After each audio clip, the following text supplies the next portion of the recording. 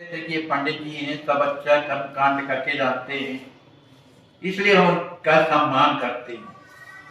लोग सुने कि दरबार दरबार के लोगों ने जब सुना तो वो भी वहां आते हैं स्वामी जी का दर्शन करने के लिए। स्वामी जी ने इसी प्रेम यज्ञ की चर्चा किया, लोग सुनकर बड़े प्रसन्न होते हैं। अब जब सवेरे का सवाल है, माने सवेरे का जब समय होता है तो स्वामी जी आश्रम जाते हैं, माने मारकंडे आश्रम।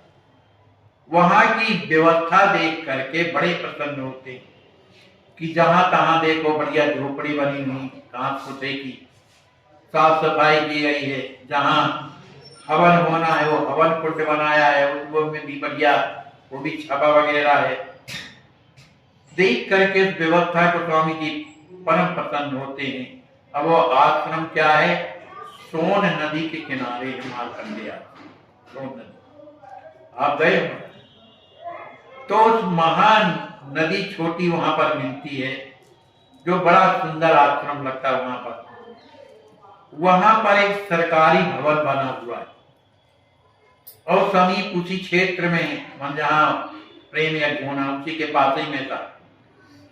तो सुंदर सरकारी भवन को देख करके स्वामी जी को वहां पर निवास दे दिया गया। अब स्वामी जी वहां पर अपना रह करके जो नित्य नियम में सब करते हैं। इसके बाद जजमानों को बुलाया गया जो यज्ञ करवाएंगे। बहुत सी भीड़ जुड़ने लगी। जब भीड़ बहुत जुड़ने लगी तो 3 बजे का समय था। स्वामी जी दोपहर के बाद थोड़ा विश्राम करते थे, तो जब जगे तो लोग पहुंचे आगे। जब पहुंचे तो गुरुदेव के चरणों में प्रणाम करते हैं। स्वामी जी सबकी ओर देख करके जैसे क्योंकि मौन पर चलता, करत दंडवत तुरत सिधाए, सोन नदी जल जाए नहाए, देख भक्त सागर समझाई, विधि विधान प्रभु जियो बताई। स्वामी जी ने कहा कि अब देखो यज्ञ में आप लोगों को दीक्षित होना है, इसलिए पहले आप लोग स्नान करके आओ। सभी कोई जाते हैं स्नान करके, सुंदर वस्त्र पहन करके आते हैं। अब यज्ञ की क्या विधि है, क्या करना है, उन सबको स्वामी जी ने समझाया। प्रेमी यज्ञ प्रेमी करें, अन्न न जाए पास, और भक्त भाव दर्शन करें सभी राम के दास।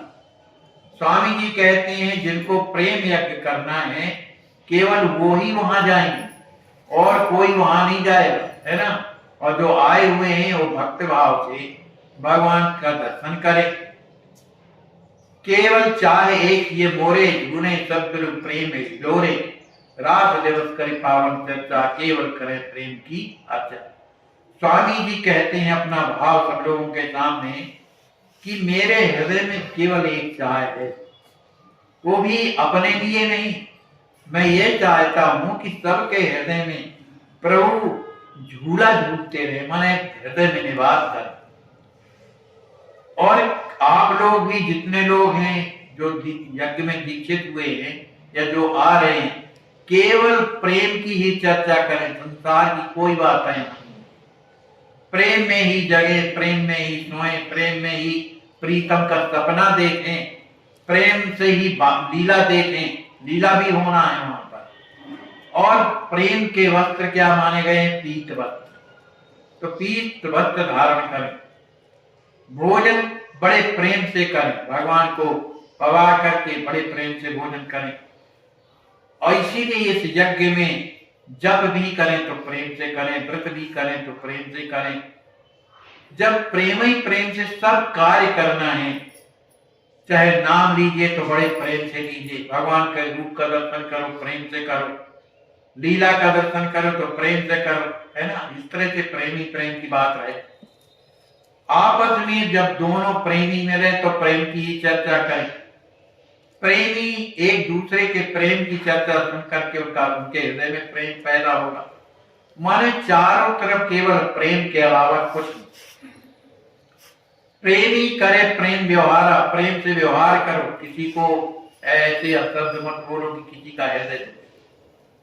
प्रेम में राग गावे दिन सारा, प्रेम में भर करके जो भी भगवान का भजन गावे तो प्रेम ही में गावे। इस तरह से एकदम श्री सीताराम जी को अपना प्रीतम मान करके तुमसे प्रेम करें। इसलिए प्रेमी प्रेम अभेद अनुपा, प्रेमी और प्रेमास्पद में कोई भेद न रह जाए, इस तरह का प्रेम करिए। तो जिससे प्रेमास्पद निरखे निज रूपा, जो प्रेमास्पद कौन, जिससे प्रेम किया जाता है वो अपने प्रेम के अनुसार उसमें कोई भिन्न ना माने तीनों एक हो जाए। इस तरह से करने से प्रेम का निर्वाह होने लगता है, अब उसके जीवन में प्रेम उदय हो जाता है। चारों तरफ जब प्रेम ही प्रेम उमड़ने लगता है तो उसके हृदय में चारों ओर से प्रेम का ही प्रकाश प्रकट होता है। प्रेम सूत्र धारण किए भक्त न होए हताश, माने प्रेम के इस सूत्र जो मैंने बताए हैं, अगर इसको कोई धारण सब कोई करेंगे तो इसमें हताश ना होना, प्रेम भगवान कृपा करेंगे। निश्चित रूप से अनवर्तनीय जो प्रेम भगवान का महान प्रेम है उसके हृदय में आएगा, क्योंकि प्रेम अनिवर्चनीय कहने का विषय नहीं हो। तो इस तरह से है जैसे गूंगा कोई अच्छी चीज खाता है लेकिन वाणी ना होने के कारण कह नहीं सकता, इसी तरह से भगवान का प्रेम केवल अंदर प्रेम ही है और प्रीतम है, प्रेम के कारण प्रीतम रहने लगते हैं। तो जो ही प्रेम का तत्व है स्वामी जी ने सबको बताया। इस तरह से करने से क्या होता है, उसके हृदय में जो भी इच्छा होगी, जो भी कामना होगी, वो क्या होगी, भगवान के प्रति प्रेम की होगी। संसार नहीं रहता, केवल प्रेम रहता। तब फिर प्रेमी प्रेमास्पद युगल रूप जात रसा, जो प्रेमी है मन जो प्रेम करने वाला है, प्रेमास्पद मन जिससे प्रेम किया जाता है, ये दोनों के दोनों उस प्रेम में डूब जाते हैं, दोनों डूबे रहते हैं, मन एक दूसरे के बिना रहते नहीं। इस तरह से प्रेम का समस्त वर्णन करने के बाद स्वामी जी ने कहा कि रहनी भी इसी तरह की होनी चाहिए, प्रेम से व्यवहार करने की। जितने भी साधक हैं वो सुखासन में जाकर के बैठे और मंत्र जाप करें और भगवान का ध्यान लगाएं। और कैसे ध्यान लगाया जाता है सरकार विधि बता रहे हैं। पहले तो अपने हृदय में ये विचार करें कि हमारे सिर में एक कमल, जो कमल है उस कमल के बीच में कौन विराजे हैं, गुरुदेव भगवान। और गुरुदेव भगवान के श्री विग्रह से अनेक प्रकार की किरणें निकलती, तो किरणें जो है अपने शरीर में आत्मसात होती। उससे क्या होता है कि गुरुदेव का ज्ञान उस शिष्य के हृदय में उतरने लगता है। तो और फिर पंचीकरण की विधि बताया, पंच तत्व क्या है उसके बारे में बताया, और फिर इसके बाद बोले कि अब पुनः ध्यान कीजिए। क्या कीजिए कि कल्प वृक्ष सन्मुख लग दीजिए, कि अपने रथ सामने माने हृदय में एक कल्प वृक्ष का मन ही मन निर्माण कर। देखो भगवान की कृपा में कल्पना जितनी भी की जाती है वे सब भलीभूत और साकार होती। संसार में जितनी भी कल्पना की जाएंगी वो सब निष्फल होती है बिना क्रिया के। भगवान का लड्डुओं का भोग लगाओ मन ही मन में, तो कितने ऐसे भक्तों के चरित्र आते हैं कि उनके मुख में लड्डू आ गया, हाथ में लड्डू आ गया। तो यहाँ तो मानसिक कल्पना जितनी बढ़ाते जाओगे उतना ही आपका हृदय आनंद में भरेगा और भगवान कृपा कर देते हृदय शुद्ध हो जाता है। इसलिए कल्पना करो, हम उनको प्राप्त नहीं कर सकते क्योंकि इतने अवगुण भरे हुए हैं भाई। वो तो कृपा करते हैं किसी तरह से, उनसे अगर प्रार्थना की जाए तो अरे कोई बहुत बड़ा आदमी है, हम उस योग्य नहीं है कि उससे कुछ मांग सके, लेकिन अगर जा करके रोज मांगते हैं आप आज तो दे दीजिए, कुछ तो दे दीजिए, तो कभी तो उसका हृदय पिघलता है, कुछ दे देता है ना। और फिर तो उनसे बढ़कर के दानी कौन हो सकता है। वो कभी निराश नहीं करते, वो कुछ भी मांगा हुआ भक्त का भगवान कभी न कभी उसे अवश्य देते हैं, ऐसा शास्त्रों का। अब इसके बाद स्वामी जी कहते हैं अपने हृदय में सोचो कि एक कल्प वृक्ष है, उस कल्प वृक्ष के नीचे बहुत सुंदर सिंहासन है जो हीरे मोती से चमचमा रहा है और उसमें सुंदर गद्दी लगी हुई। और ये सब कल्पना करने में कितनी देरी लगती, बढ़िया गद्दी लगी हुई है, अगल बगल जो है मफलर लगे हुए हैं, और उन्हीं के बीच में युगल सरकार माने श्री सीताराम जी विराज है ना। ऐसा मन में कल्पना करी, इतना दर्शन हो रहा है, अब उसी मंडप में प्रवेश करिए मन के द्वारा, है ना। इस तरह की क्रिया करके और फिर आप लोग जाकर के मंडप में प्रवेश करो, मतलब वो जो मंडप बना हुआ जहां प्रेम यज्ञ होने वाला। तो जैसे ही प्रवेश करेंगे तो वहां पर शंखों की ध्वनि, बाजों की ध्वनि, इस तरह से ब्राह्मण लोग सत्संगवाद करेंगे, मैंने स्वामी जी ने विधि बताई। तो सब लोग जाते हैं, वहां पर शंखनाद होने लगा और सुंदर ब्राह्मण लोग मंत्र बोल रहे हैं। यज्ञ देव निज रूप रखाए, जय जयकार लोग सब गाए। जब यज्ञ में अग्नि प्रज्वलित हुई मंत्रों के द्वारा, अग्नि प्रज्वलित, वो क्या हरि मंथन क्या किया जाता, तो जब प्रज्वलित हुई सभी को जयकार लगाते हैं। कोई तिल, कोई जौ, कोई खांड सब मिला करके और उसमें घी डाला गया, सुंदर आहुति होने लगी। राम स्तोत्र का पाठ हो रहा है, जब ध्यान हो रहा है, चालीसा स्तोत्र चालीसा हो रहा है, कोई पाठ कर रहा है, कोई कीर्तन कर रहा है। कोई ऐसे प्रेम में मग्न होते हैं कि उन्हें अपने शरीर का भी ध्यान नहीं रहता। लोग दोपहर में प्रसाद पाते हैं, जल पीते हैं और रात में थोड़ा बहुत सोते हैं और सुबह 4 बजे उठ करके पुनः स्नान करने के बाद जो जिसका जो काम करते। सभी के मुख से श्री रामा शरणम, श्री रामा शरणम ऐसा उच्चारण होता है। श्री गुरुदेव सवई उमगाव, जिन जिन का दर्शन स्वामी जी करते हैं तो उस मंत्र को सुन करके श्री रामा शरणम जब सुनते हैं तो स्वामी जी का हृदय प्रेम से भर जाता है। कोई झांझ लिए, कोई करताल लिए, कोई मृदंग लिए है, इस तरह से सभी कोई उमंग में भरकर कीर्तन करता है। कोई शरणार्थक पढ़ता है, कोई नावत प्रभु पर पंकज माथा, कोई आकर के स्वामी जी के चरणों में प्रणाम करते हैं। जब दोपहर का समय होता है तो जो कुछ भी प्रसाद मिलता है उसमें टीका टिप्पणी नहीं, सीधे पा लेते हैं प्रसन्नता। जब 3 बजे शाम का समय होता, सभी कोई संगम जाते हैं, वहां नहा करके आते हैं। फिर रामचरितमानस की कथा होती है, वहां पर एक पंडित जी आए हैं, वो सुनाते हैं। उनका नाम था लालक दास जी महाराज, रोज कथा सुनाते हैं। वाल्मीकि जी महाराज भी कथा सुनाते हैं। सुनि मृकंड सुति अति हर्षाए, श्री मृकंड सुत जो सुने वही कथा गाए, बढ़तर बैठे मंच पर गुरुवर देश सुनाए। मारियो तो मारकंडे का जो धाम का जो वर्णन है, मारकंडे जी महाराज थे, उनके संबंध में स्वामी जी कथा सुनाते हैं। जो भी कथा सुनाते हैं सब लोग कहते हैं भैया ऐसी हमने कथा कही थी जो स्वामी जी सुना रहे हैं। लोग स्वामी जी के मुखारविंद से सुंदर कथा प्रवचन सुनने पर भक्तों के हृदय में आनंद की लहर फैल जाती है। फिर रात्रि के समय पर अभिनय होता है, माने लीला होती है, लीला का दर्शन करते हैं। इस तरह से आधी रात हो जाती है, तब ब्यारू होती है। थोड़े से समय में लोग विश्राम करते हैं, क्योंकि आधी रात से ज्यादा इसी में बीत जाती है। 1-2 घंटे विश्राम करते हैं और पुनः उठ जाते हैं, क्योंकि और भी कृत्य करना है, हवन में जाना है।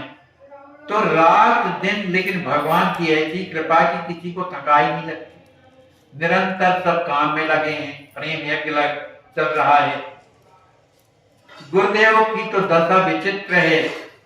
वो तो प्रतिपल श्री राम जी महाराज का दर्शन उनके हृदय में हो रहा है, प्रतिपल। कभी उस स्थिति में स्वामी जी हंसने लगते हैं, कभी हंस करके कभी रोने लगते हैं, प्रलाप करने लगते हैं। एक दिन की बात है, स्वामी जी सायंकाल के समय पर भैया जी श्रीमद् भागवत कथा सुना रहे थे। उस भागवत की कथा में एक श्लोक आता है, बरहा पीड़म नटवर बरको काहे कर्णयोग कनिकार्कम। मुझे आता नहीं है पर ये सूत्र लिखा है इस पर। तो जैसे ही मन इसमें श्याम सुंदर की उस सुंदर छवि का वर्णन किया गया कि राम जी महाराज मुकुट लगाए थे, श्याम सुंदर मोर मुकुट लगाए, कानों में जो है फूल लटकाए, इस तरह का वर्णन है। इस बात को जैसी सरकार ने सुना कि स्वामी जी एकदम भूमि में गिर गए और लौटने लगे। उनकी ऐसी स्थिति हो गई कि तड़पने लगे, उस व्याकुलता बढ़ गई। लोग जो वहां थे वो क्या जाने प्रेम की स्थिति क्या होती। उस स्थिति को लोग करके आपस में कहने लगे, भैया क्या स्वामी जी को मिर्गी तो नहीं आती है, मिर्गी में ऐसा होता। भाई लोग अब नहीं जानते क्या कर। तो जो कृपा पात्र जो स्वामी जी के शिष्य थे उन्होंने कहा, भैया ऐसा नहीं, ये मिर्गी का दौरा हो रहा नहीं है, ये प्रेम की स्थिति होती है। जिनके हृदय में भगवान प्रेम देते हैं उनकी स्थिति यही होती है। तो लोगों को समझाए, तब लोगों को लगा रे हमने तो पता नहीं क्या कह दिया, तो उनको बड़ा दुख लगा। अब ये सब आ करके स्वामी जी के चरणों में प्रणाम करते, मन ही मन क्षमा मांगते। कमल पुष्प देखत बढ़ा अतिशय प्रेम प्रलाप, कहाँ गए थे प्रीतम प्रभु हे रघुनंदना। स्वामी जी की स्थिति, अब वो तो अपने प्रेम में विभोर हैं, उनके हृदय में स्वामी सीताराम जी का दर्शन हो रहा है। स्वामी जी रोने लगे, हे प्रभु मुझे छोड़ करके आप कहाँ चले गए। अब बेहोश हो गए थे। तब लोगों ने कीर्तन किया। कीर्तन करने के बाद जब उन्हें कुछ होश आया तब फिर स्वामी जी की कुटिया में लोग ले गए, वहां उन्हें पढ़ाया गया। फिर लीला देखने के लिए स्वामी जी फिर आते हैं और लीला का दर्शन करते हैं। उस समय लीला में श्री सीता जी का जन्मोत्सव था। उस मध्य दिवस अति भयो स्वभावन, शुक्ल पूर्णिमा पावन आई, पूर्णिमा तिथि मोद बड़ा। श्री राज किशोरी जी का जन्मोत्सव दोपहर में मनाया गया।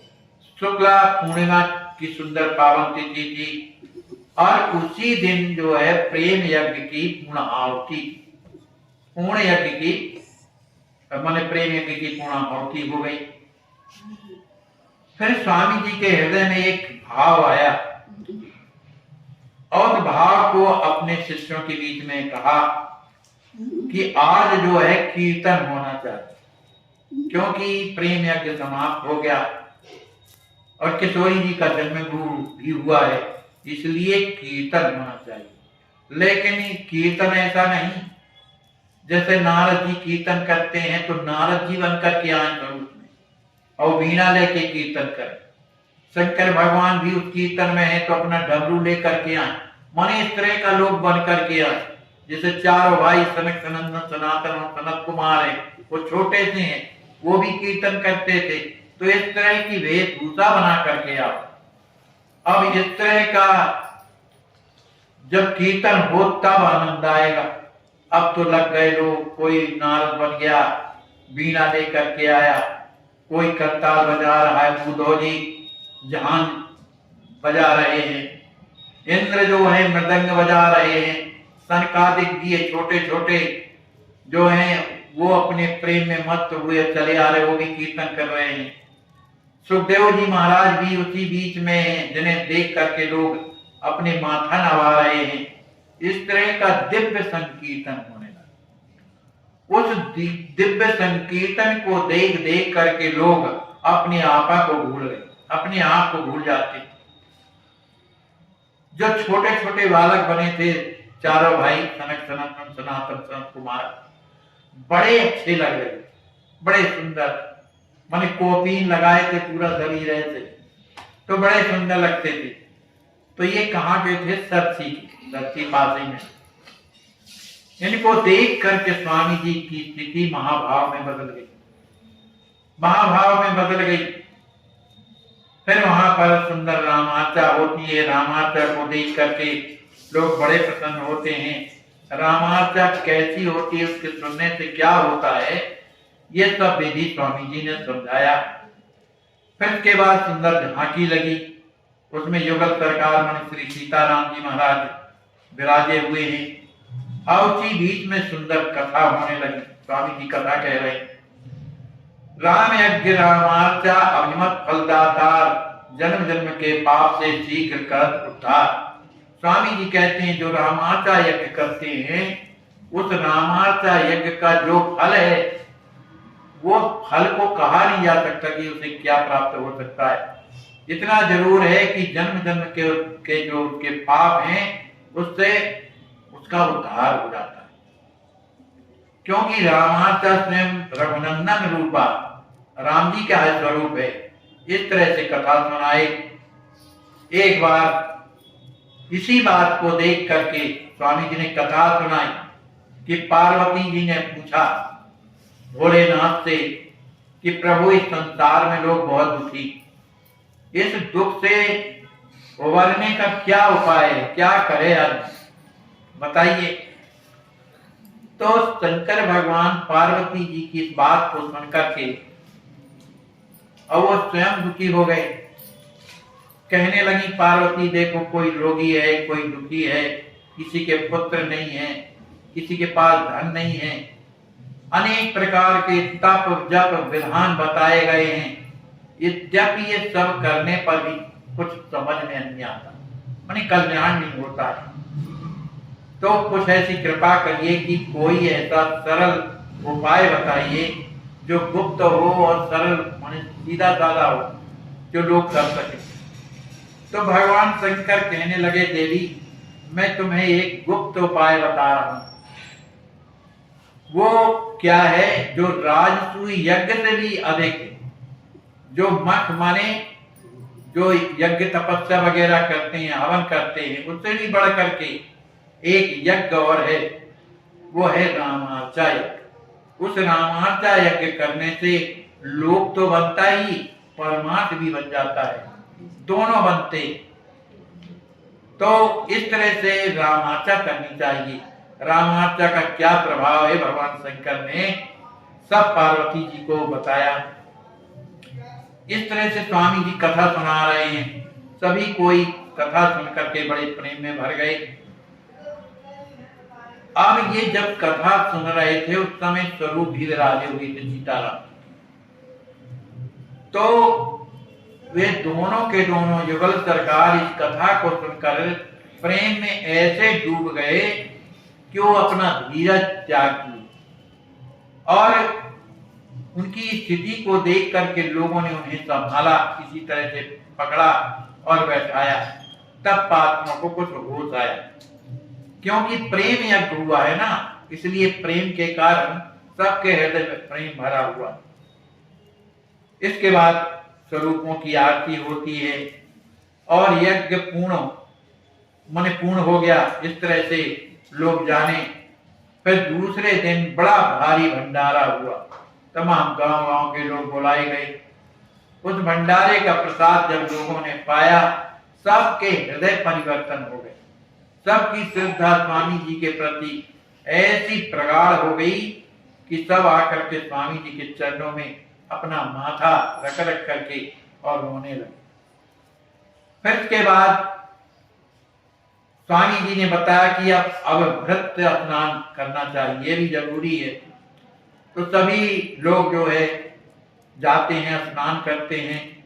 एक राम सखा नाम के जो भक्त थे वो गुरुदेव के चरणों में प्रणाम करते हैं और आज्ञा मांगते हैं कि गुरुदेव कृपा करें, अब इतने दिन हो गए रहते हुए, अब हम अपना घर में जाना चाहते हैं। क्योंकि शाम का समय था, स्वामी जी ने कहा भाई देखो समय नहीं है, दिन डूबने वाला है, लेकिन अब आप सुबह जाएंगे क्योंकि जंगल पड़ता है इसलिए। लेकिन उन्होंने जबरदस्ती किया, स्वामी जी नहीं जाने दीजिए। तो प्रणाम करके चल, और जैसे ही चलते हैं तो कुछ ही दूर पर जाते हैं घनघोर जंगल में कि वहां शेर बैठा हुआ। शेर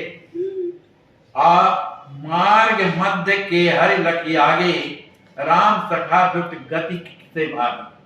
जैसी शेर देखा, अब साहब शेर के सामने कौन जाए, अब पीछे मुड़े, इतने जोर से दौड़े कि स्वामी जी के चरणों को आके पकड़ लिया। अति भय रीत चरण सिरनाए, सकल कथा गुरुदेव सुनाए। क्यों लौट के आ गए? पूरा हाल बताया सरकार, वहां तो शेर बैठा। अब भैया स्वामी जी तो हंसने लगे, कहा हमने इसीलिए मना किया था कि रात में कहाँ जाएंगे, लेकिन सबके रक्षक भगवान होते हैं, है ना, क्योंकि भगवान हमेशा अपने भक्तों के साथ में रहते हैं। देखो तुम सेवा इधर किए, प्रेम यज्ञ में रहे, तो भगवान ने देखो आपकी सेवा में तत्काल फल दे दिया कि नहीं। और नहीं आगे जाते तो क्या हो सकता था, या वो भी वहां से छलांग लगाता, कितना दौड़ सकते रहे। तो भगवान ने प्रत्यक्ष आपको दिया कि नहीं, अभय दान भगवान ने दिया आपको। स्वामी जी ने एक और कथा सुनाई कि एक राम कृष्ण नाम के एक रीवा में एक सेठ जी रहते थे, है ना, और उनका जीवन सन्यासियों जैसे रहते थे, माने गृहस्थ होते हुए भी सन्यासियों जैसे भेष बनाते। माने ये अपराध माना जाता है, हम साधु नहीं, लेकिन साधुओं का वेश बनाना और साधु होकर के गृहस्थों जैसे वेश बनाना, ये दोनों अपराध माने जाते हैं। तो प्रातः काल उठ संगम धाये, महानदी जल बीच नहाए। अब ये सेठ थे तो उन्होंने कहा हम सवेरे से जल्दी जाकर के संगम में नहाएंगे, क्योंकि महानदी और कौन नदी का संगम है ना। तो वहां जब जाते हैं तो कुछ लोग ऐसे होते हैं किनारे में नहीं नहाते, भागते जाते हैं अंदर ही अंदर, और जैसे ही जल के बीच में जाते हैं नहाने को, तो वहां एक टापू था, तो वहां एक शेर बैठा था। अब जब शेर बैठा उसको देखा, अब उनका कहाँ का नहाना, कहाँ का क्या, सोचता ही उल्टे पैर भागे और गिरते फिरते गोता खाते हुए और स्वामी जी के पास आए और हाँक रहे। तो लोगों ने कहा कि भाई इतनी जल्दी वापस कैसे आ गए, अब तो सांस चल रही थी उनकी, घबरा गए थे। तब ऋषि मुनियों ने कहा कि मालूम है क्यों ऐसी घटना घटी। कहते हैं ऋषि मुनि संत भक्त सन्यासी पूर्व काल रहते वनवासी। जो साधु संत भक्त थे सन्यासी, वो जंगलों में रहते रहे। तो कबहू संत नहीं कियो आहारा, रक्षक सदस्य किए व्यवहारा। माने तुम संत नहीं हो और फिर भी उस तरह से व्यवहार करते हो, तो ये अच्छी बात नहीं है। उसी का कारण है तुम्हें सिंह की प्राप्त है, सिंह का दर्शन हुआ। अब तो ऐसे भक्त कष्ट नहीं पावे जो दिन रात राम की ध्यान। तो इनके जीवन में कष्ट किसके नहीं होता, जो सीताराम जी का भजन करते हैं और उनका ध्यान करते हैं। इस तरह से उन्हें सांत्वना दिया। अब इस तरह से वहां पर लोगों की इच्छा हुई कि चलो यहाँ एक विद्यालय का निर्माण हो और यहाँ पर बालक लोग रह करके संस्कृत पढ़ें।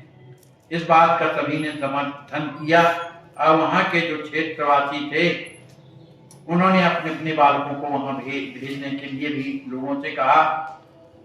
वहां एक बालक था जिसका नाम था श्याम शास्त्री, जिन्होंने हवन करवाया था, वो बड़े विद्वान थे। और एक गौतम जी थे, गौतम जी तो नाम अयोध्या बने प्रवासी, राम भरोसे जब हटीना प्रथम पाठ शिक्षा प्रभु दीना। तो एक राम भरोसे नाम के थे, तो उन्होंने कहा कि यहाँ पर जो ये श्यामलाल जी हैं, ये यहाँ पर लोगों को पढ़ाने क्यों विद्वान है।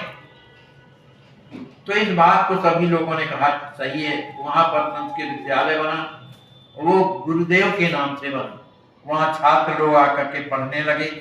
श्री मिथिला धाम की जय हो, दूल्हा सरकार की जय हो, श्री किशोरी जी की जय हो, सुनैना अम्मा जी की जय हो, सुनैना अम्मा जी की जय हो, सिया प्यारी की जय हो, सियाजी जी की जय हो, सियाजी जी की जय हो, सियाजी जी की जय हो। उनकी सखियों कि इसको गहराई से देखें, इसको हृदय से देखें, धरातल पर या नहीं। खूब परीक्षा लेकर इसमें दृढ़ता के साथ कूद पड़िए। तन से, मन से, धन से भगवान ने हमें जिस योग बनाया है, हमारा आने वाले समय में ना ये तन रह जाएगा हमारे पास, ना धन रह जाएगा हमारे पास, और ना समय रह जाएगा हमारे पास। तो जो मिला है हमें, जो भगवान ने दिया है हमें अपनी आवश्यकता से अधिक, उसकी सार्थकता तो तभी है जब हम दूसरों के काम में लगाएं, चाहे वो तन हो, चाहे मन हो, चाहे बुद्धि हो, चाहे विवेक हो, चाहे धन हो।